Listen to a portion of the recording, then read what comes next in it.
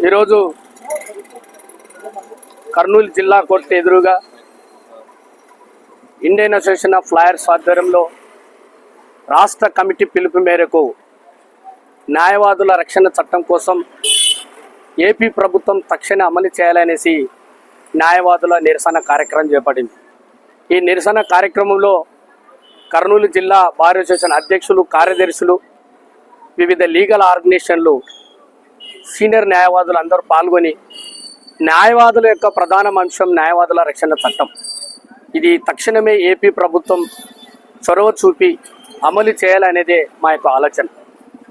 రాష్ట్ర ముఖ్యమంత్రి చంద్రబాబు నాయుడు గారికి న్యాయవాదులుగా మా అభ్యర్థన, ఇటీవల కాలంలో దేశంలో న్యాయవాదులపై దాడులు జరుగుతున్న నిరసనగా గత 3 నెలల కింద 2 నెలల కిందట దక్షిణ భారతదేశంలో కర్ణాటక, రాజస్థాన్, ఇటీవల తెలంగాణలో కూడా న్యాయవాదుల రక్షణ చట్టం అమలు జరుగుతూ ఉంది.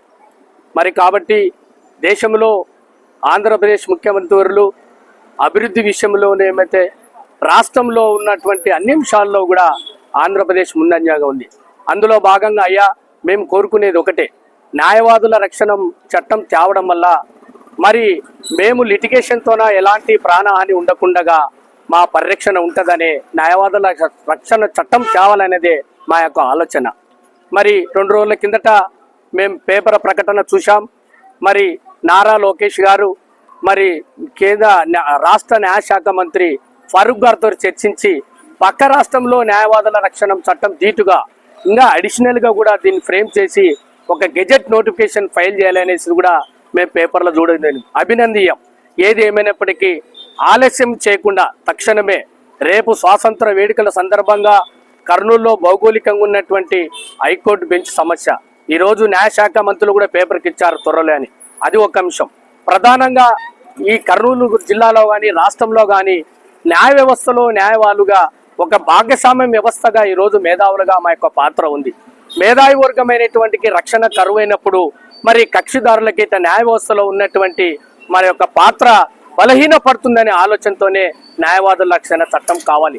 ఇటీవల కాలంలో న్యాయవాద వృత్తిలో అనేకమైనటువంటి న్యాయవాదులు, జూనియర్ న్యాయవాదులు ప్రొఫెషన్లోకి రావడం జరుగుతుంది. మరి ఇలాంటి దాడులు జరుగుతూ ఉంటే వృత్తికి రావాలంటే కూడా వాళ్ళకు చాలా భయంగా వేస్తూ ఉంది.